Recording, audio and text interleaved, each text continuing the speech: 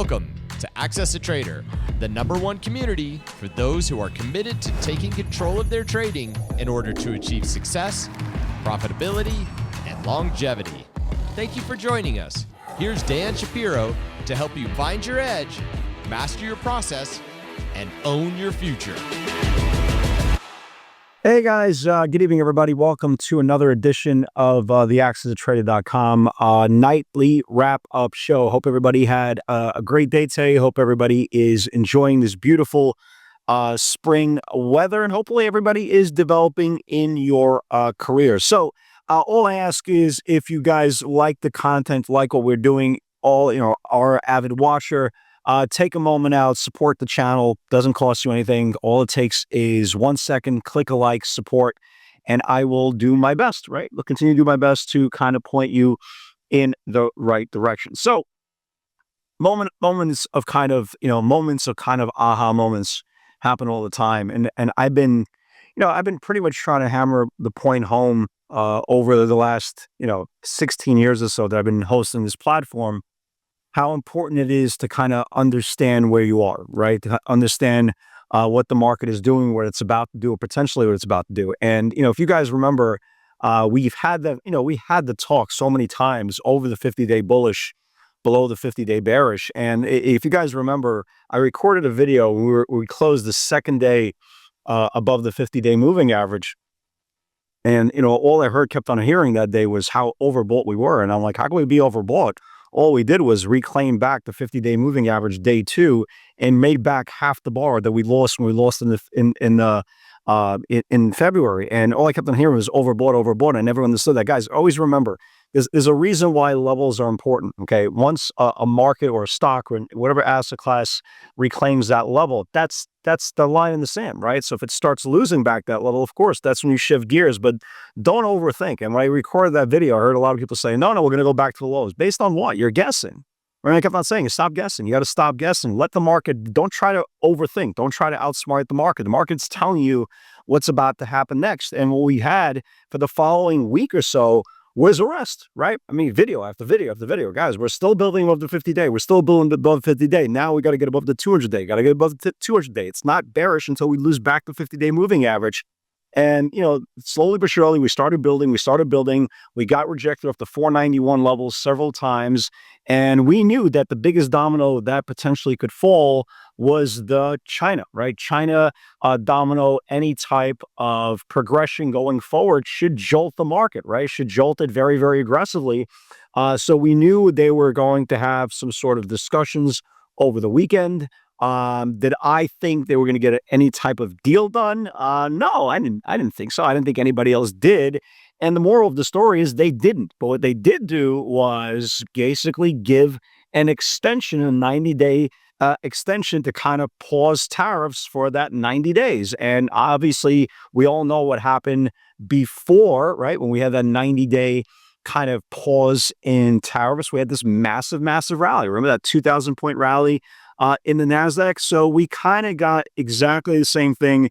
When you woke up this morning, everything was just up huge. Every single tech stock was up between 4 and 10%. Everything went nuts.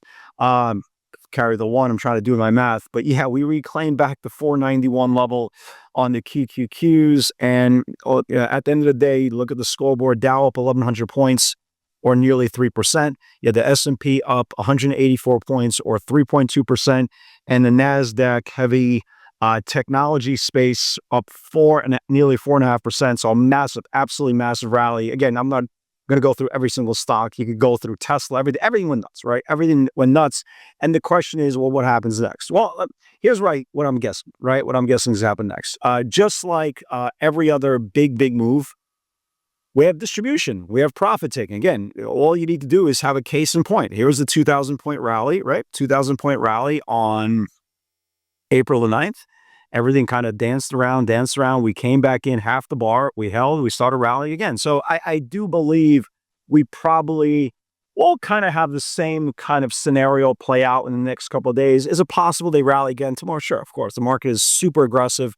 We're up above pretty much every single supply zone, but it would be for a healthy, right? For a healthy type of point of view, it would be much better if we kind of had some profit taking over the next couple of days, reset some of these stocks, because again, the moving averages need to catch up to the price action. And just like we had when we reclaimed back the 50-day moving average, we need a breather. When you have a 4.5% move, right? When you have a 4.5% move, especially in the NASDAQ 100, you need some time to breathe. So would it shock me that tomorrow we get, 1.5% decline based on just some profit taken? No, it wouldn't shock me. It wouldn't shock me. That's realistically supposed to happen. But having said that, we have so much momentum, right? And you can see how many names broke out today above major supply zones. Would it shock me to have another day up? No, of course not. Again, all my watch list stays to the upside tomorrow. Even if we have a profit-taking type of session, there won't be any fear, right? Something will wake up tomorrow. So even if we have a very good organic profit-taking res day, you'll still have some names that are going to come out of the channel and do what they have to do. Because again, there's a big difference between the market resting versus the market going down. And tomorrow potentially could be just like, take a deep breath, let some of these stocks kind of reset a little bit, and then maybe by Wednesday, Thursday, we start taking off again. So the stocks that had massive moves, I want to use those opportunities to kind of get them into weakness. Like, for example, Tesla, right? Tesla, and congratulations to everybody in Tesla, broke out on Friday, traded into a little bit into supply. Maybe it has one more move up. Maybe tomorrow it has one more run and tests this 325 level, and then maybe gets rejected there. We did see a lot of 330 calls, weekly calls come in for the weeklies, right? The end of the week. So I think it got to my head. It's at some point during the week, we will get a 330 push, but it would be nice if we get a little bit of a pullback tomorrow on Tesla, kind of get it into rising 60-minute support. So if we could go red to green, we could at least get that initial push to 325. A name, for example, like NVIDIA, again, way above all their channels now, even closed above this 320 317 channel. You can see here, there's room here to like 325, 328 this week. But again, any pullback would be a really good area to kind of buy it onto rising 60-minute support.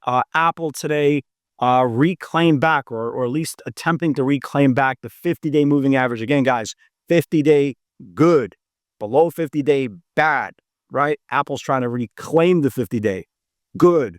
So let's keep an eye on this thing tomorrow to see if it can get above today's levels and starts rallying back again for maybe a day two run.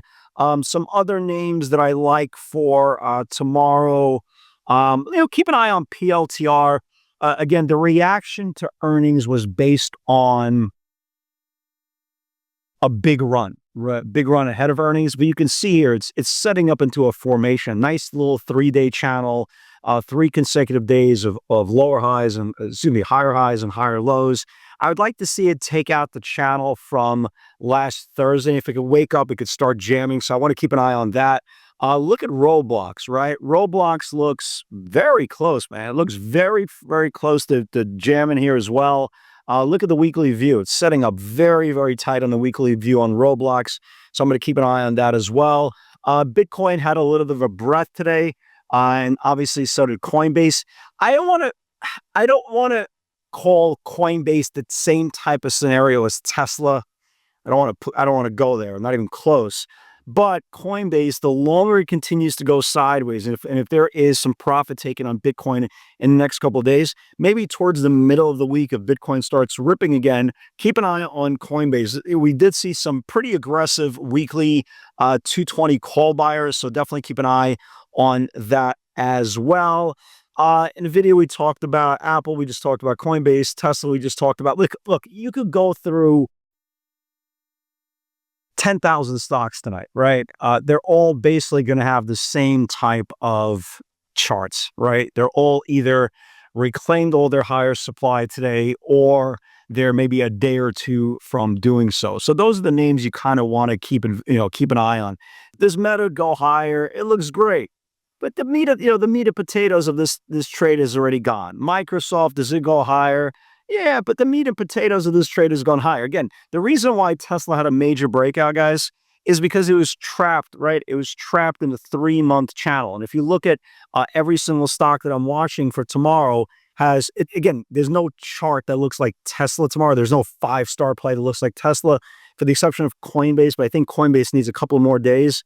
But if you look at every other chart, there's a common denominator. Every other chart needs to get above at least the 3-day range or reclaim back a major supply zone, like, for example, like an Apple, to confirm back the 50-day moving average. So the stocks that are on the runs 10, 15, 20% above their pivots, leave alone, because if there is some sort of profit taking tomorrow, those are the first names that are going to get pulled. It's kind of the theory. If you've been watching this channel for a long time, I say don't jump out of the 12th floor, right? Because if you jump out of the first floor and you're wrong on Apple, you're going to get a skin knee, right? You're going to get a skin knee, a little bit of bruises here and there.